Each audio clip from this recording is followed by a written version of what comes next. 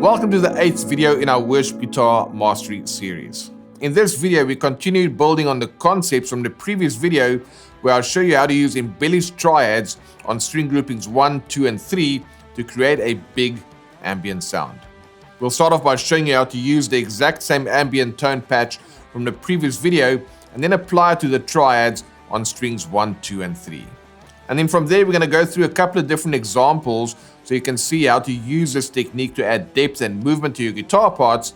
And then we'll add a second part to this video. We'll be using a simple lead line using some violin-like swells to add that extra layer of melodic interest to your parts.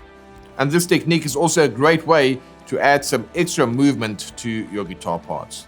Now, by the end of this video, you'll have a deeper understanding of how to use embellished triads and violin-like swells to create dynamic and interesting worship guitar parts. And don't forget, you can grab the tab and track bundle for this whole series by clicking the link in the video description below so you can follow along and practice all these parts at your own pace using the tab and tracks. So grab your guitar and let's dig in.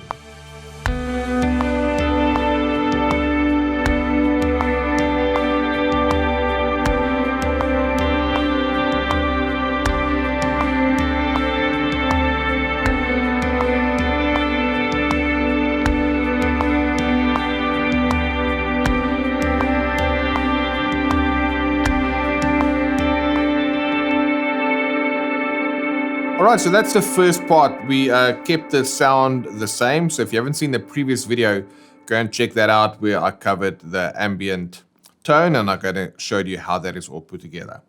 But what I'm doing here is we're still playing G, E minor, C, and D.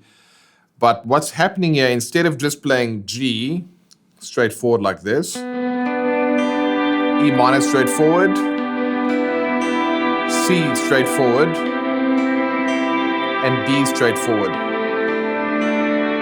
Listen again, G, E minor,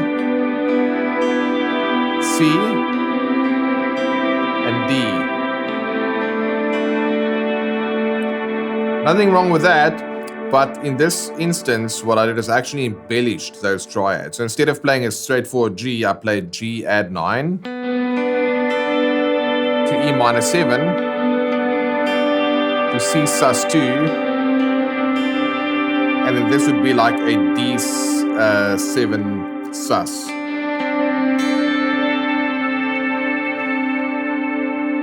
Or just D7, because I've got the root, the 5th, and the flat 7 in there. So by doing this, making these minor tweaks to those triads, I'm getting, playing the chords, but I'm getting a nice tension alongside that. So basically all this that's happening here, a G, standard G would look like this. But if I take this note up, the G to the A, it's going to sound like that. And as you can hear, much more of a more interesting sound. Now for E minor, those eagle-eyed viewers might know that this is just a straightforward G triad. But when I play a G triad over E, it's going to give me E minor 7. Why? Because this is a straightforward E minor. But when I add in the D note, it gives me an E minor 7 sound. You know, remember in the previous video we looked at this open triad,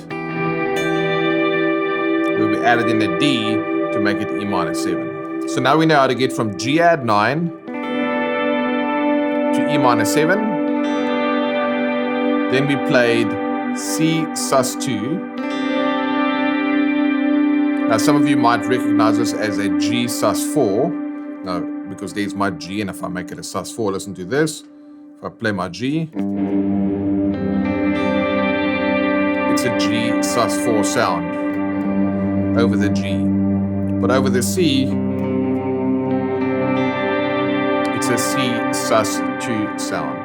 The takeaway here is a simple shape that you might know, like a G major, played over G. It's going to sound like a straightforward G. But that same G major shape played over an E minor,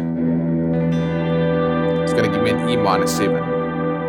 In much the same way as the G sus 4 gave me a C sus 2 sound. So this is known as superimposition. You are actually playing one shape, a well-known shape, a simple shape, over another chord, and therefore you are able to highlight some of those upper tensions, as they call them. All right, so that's C sus2. And then my final one, I just stayed here to play this version of a D7. So that's just a D power chord, 3 and 5, and I added in the flat 7.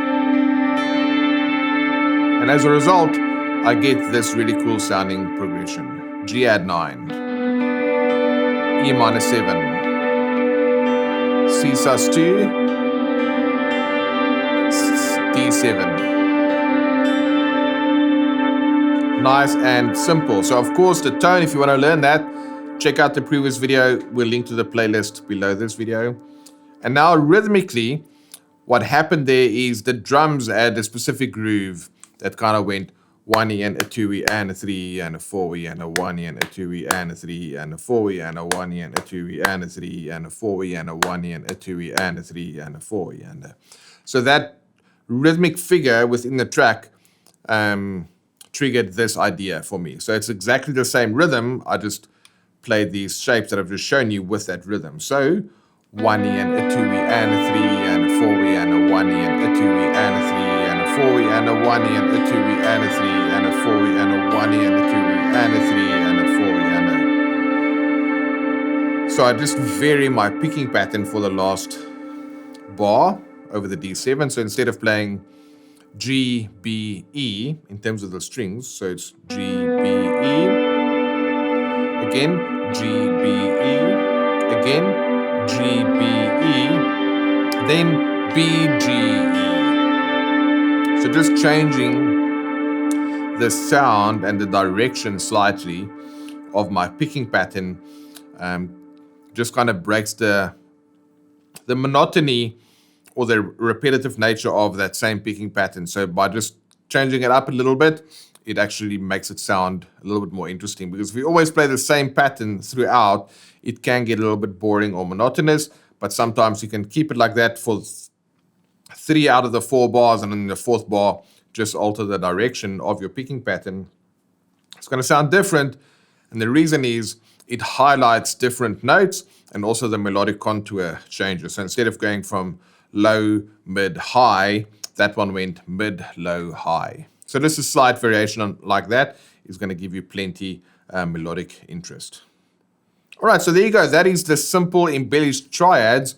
Now over that, I did these volume swells, kind of emulating a bit of a violin-esque sound. So if you were to just play a G note, F sharp, D, and D. So it's just I'm picking the note and then I'm swelling into that note.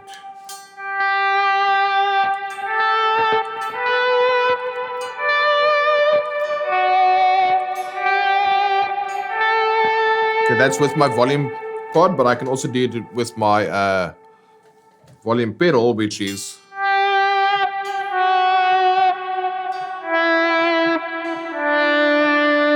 I prefer to do it with my pod. It is a little bit more tactile with my hand. It's a bit more sensitive than my foot, which has just got these broad sweeping motion.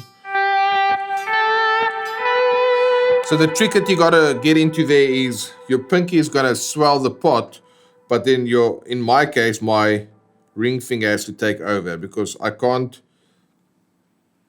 get the pot to go all the way open with just the pinky. So I have to kind of hand over to my other fingers as I'm swelling the pod, the volume knob open. So it's going to be different for different guitars depending on where your volume pod sits. But so I'm actually going from my pinky to my ring finger to my middle finger.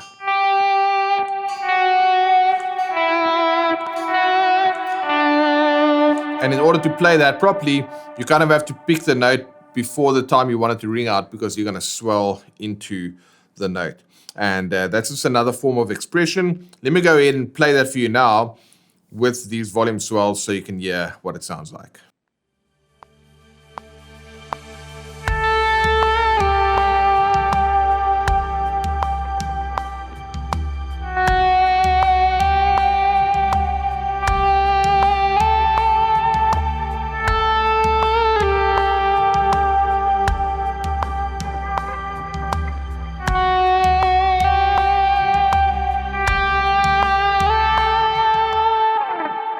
Alright, there's not much happening there, but you remember that the triad that we played was this G add 9. So that A note, I just played the same A note. I swelled into it and then I gave it a bit of a wiggly bend there and then slide down to the G, which is to happen over the E minor. So it's a third of the E minor. So I start on the A over the G chord. Then I slide into that G. It's simply just sliding 10 to 8. And then I purposefully didn't play anything to leave some space. And then when it went from the over the C, I played this F sharp, which is really a sharp 11.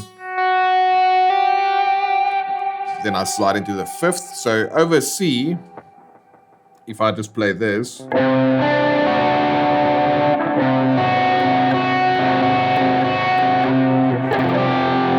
it sounds like fairly tense when you play the sharp 11 over just a C, but with other notes in it, that's kind of like a very Lydian sound, but it just briefly introduced that sharp 11 tension. Then I slide into the 5th, and then I slide from the G into the A, which is the 5th over my D chord. So I'm highlighting the 9th over the G, sliding into the flat 3 of the E minor. Then I'm going sharp 11 over the C, into the 5th of the C, and then I'm going the 4th of the D, into the 5th of the D, which is the A. So that's nice and simple. 8 to 10, leave a bit of space. 7 to 8, 8 to 10. And I'll just use that with my volume swells. All right, let's go ahead and check out both parts again together, now that you know how I'm playing those embellished triads with an ambient tone, as well as the volume swells with these single notes. Let's check it out.